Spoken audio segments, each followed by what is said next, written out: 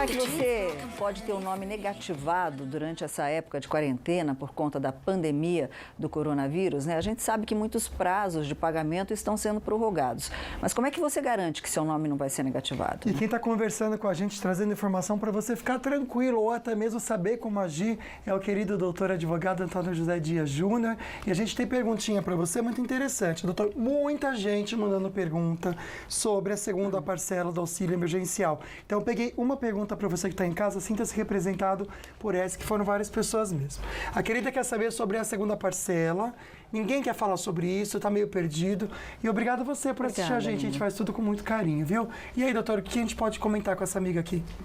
Bom, o que acontece? A segunda parcela, ela havia sido anunciado que seria paga a partir do dia 23 de abril, mas daí o presidente falou que foi um anúncio não permitido por ele. O que acontece? A segunda parcela ainda não tem data exata para ser paga. Ela está, ainda algumas pessoas não receberam a primeira parcela ainda, está em análise. Muitas pessoas desde o dia 7 de abril estão reclamando que a Caixa Econômica Federal não terminou a análise, porque foram muitos pedidos de pessoas que não tinham direito, pessoas que estavam recebendo seguro-desemprego ou recebendo pensão do INSS, acabaram fazendo o pedido e atrapalhou a análise daqueles que realmente precisavam. Então a primeira parcela ainda está sendo paga. Então tem que aguardar, porque a segunda parcela ainda não foi divulgada quando será feito esse pagamento. Tem gente, né, que aproveita a situação para tirar uma palhinha de tudo, né, e acaba atrapalhando o outro. Bora conferir mais uma perguntinha. Boa tarde, Sol. Boa tarde, Lucas. Sobre os boletos e cartões atrasados, tem também os aluguéis. Como que a gente faz para resolver essa questão? Obrigada, beijo. Obrigada a você, minha linda. O proprietário é obrigado a aceitar um acordo de prorrogação do pagamento de aluguel? Bom, Sol, o que acontece? O contrato de aluguel, ele é um contrato entre duas partes, ele tem que ser cumprido fielmente. Só que nós estamos vivendo um momento diferente que nunca vivemos antes no nosso direito.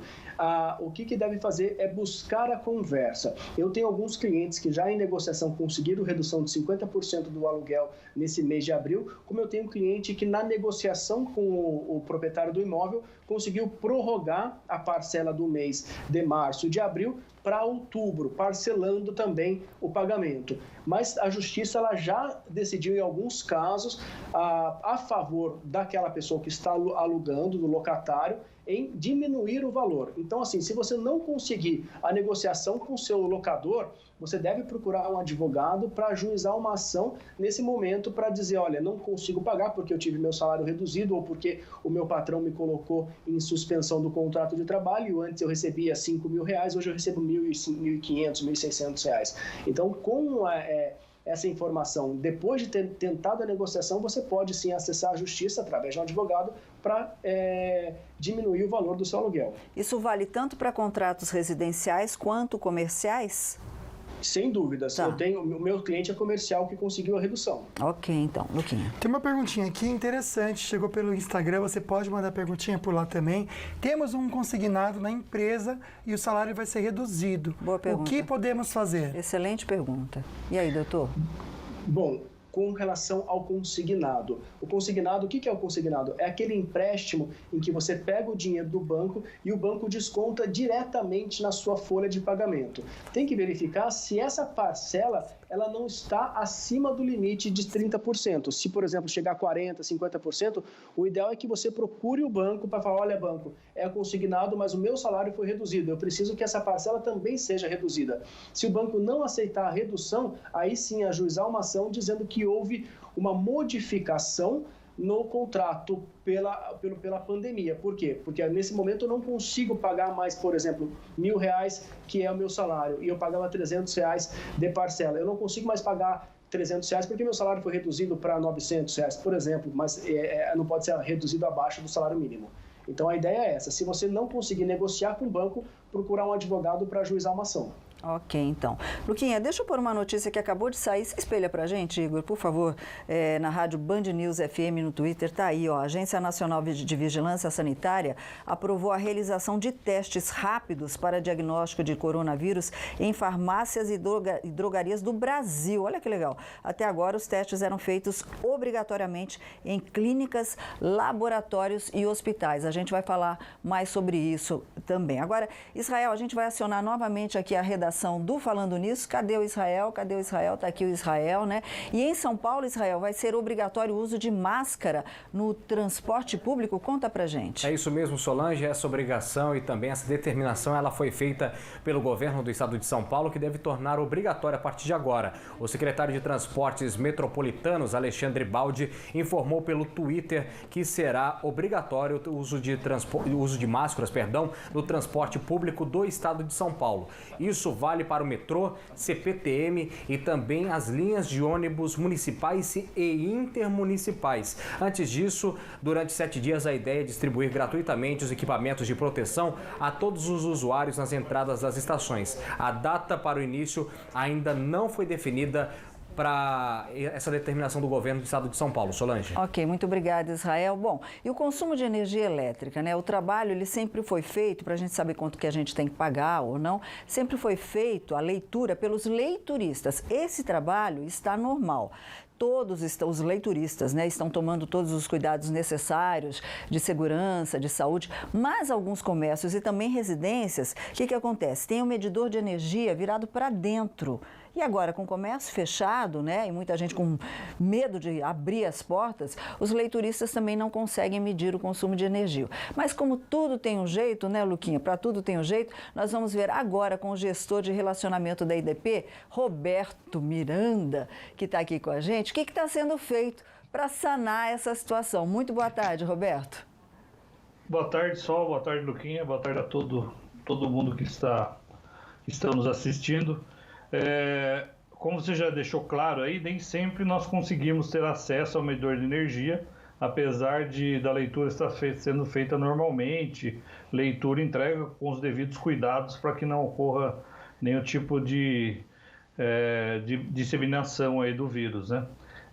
Para que a pessoa possa fazer sua autoleitura, ela tem 2 caminhos mais práticos aí. Ela pode entrar ou no edponline.com.br e acessar informe de leitura, ou no aplicativo do EDP Online. Também tem uma chamada lá para informe de leitura. Nesse informe de leitura, ela vai ter tantas informações do seu tipo de medidor, como fazer essa leitura, e também é possível tirar uma foto do medidor e anexar para enviar. Também consta, né, no site ou no aplicativo qual que é a data limite ou a data útil que ela pode mandar essa leitura, de tal maneira que nós possamos aproveitá-la e não façamos nenhuma leitura por média ou uma leitura estimada para esse cliente. Tá, quer dizer, todas as orientações, então é baixar o aplicativo EDP Online, tem passo a passo como a pessoa pode fazer essa leitura, né? Caso haja alguma informação errada, por exemplo, na digitação, muitas vezes até na declaração do imposto de renda, a gente vai digitar alguma coisa e passa uma informação errada. Caso uma informação seja passada de forma errada, como é que a EDP corrige esse problema? Caso tenha algum tipo de faturamento equivocado ou tenha algum tipo de faturamento por média, né, a gente não conseguiu acesso e houve esse faturamento estimado, a pessoa pode acessar o site também, fazer uma solicitação para revisão dessa fatura, informando a leitura, passando para a gente a leitura, ou nós fazemos a confirmação dessa leitura a campo, desde que tenhamos acesso. Ou através do 0800 721 0123 também é possível a pessoa fazer essa solicitação para revisão da sua fatura. Ok, eu vou pedir para deixar o site aqui, edponline.com.br, né, Roberto? Porque tem todas as informações, inclusive um canal aberto com o consumidor para ele tirar qualquer dúvida, é isso, né? Exatamente, aí fica muito mais fácil, tem todas as informações e até os tipos de medidores, nós temos vários tipos de medidores, acho que é importante entrar no site que pode ter toda essa informação. Ok, Roberto, muito obrigada, agradeço mais uma vez a IDP pelas orientações e por estarem achando saídas aí super fáceis para o consumidor passar com uma maneira um pouquinho mais leve por essa situação da pandemia. Muito obrigada, viu? Eu que agradeço, boa tarde. Boa tarde, Robertinho. Luquinha. Bora conversar então sobre esse motociclista que foi preso no Distrito Federal após furar um bloqueio da Polícia Rodoviária Federal. e teve até perseguição. A gente vê essas imagens, são impressionantes, parece de filme. Foi durante uma blitz de rotina no Distrito Federal. Esse motociclista furou o bloqueio, atravessou a rodovia e a perseguição mesmo de cinema. A polícia conseguiu bater com o carro na moto, o motociclista caiu e foi preso, Sol. Ele estava fugindo, sabe por quê? Porque ele estava com um boleto da moto em atraso. Ele nunca teve passagem pela polícia. Ele teve medo de perder a moto, coitado. Gente, mas não precisava disso também, né? Ele poderia ter se matado, poderia ter machucado alguém, não é verdade? Olha o que faz o medo, o desespero de uma pessoa. Porque eles não iam fazer nada com ele, né? Tá no documento em dia da moto. É que ele que ficou com medo de ter a moto apreendida. Ai, judiação, mas não é assim, Ele estava em atraso, mas o documento estando em dia, ok. Quem pode apreender a loja ou não, né? Você conversa, explica, né? E quem gravou tudo foi um motorista que estava passando. Você vê que o motorista, ele narra. Ele acompanhou toda a ação da Polícia Federal. Mas não pode ficar filmando, viu, gente? Bateu, pronto. Bateu, ele caiu. E a podia, olha que perigo, coitado, gente. né? Nem precisava disso, judiação. Pois é. Mas tá bom, fica a lição para todo mundo, né, gente? Exatamente. Bom, no próximo bloco a gente vai ver esse aparelho que mede o nível de oxigênio no sangue e pode sim ser um aliado contra a Covid-19. A gente já explica para você por que isso. Mas agora aquele momento de carinho e boa companhia na quarentena. Dá um beijinho, então. Beijinho. Dá um beijinho na cara. I don't wanna talk about us. I just wanna talk about how you've been.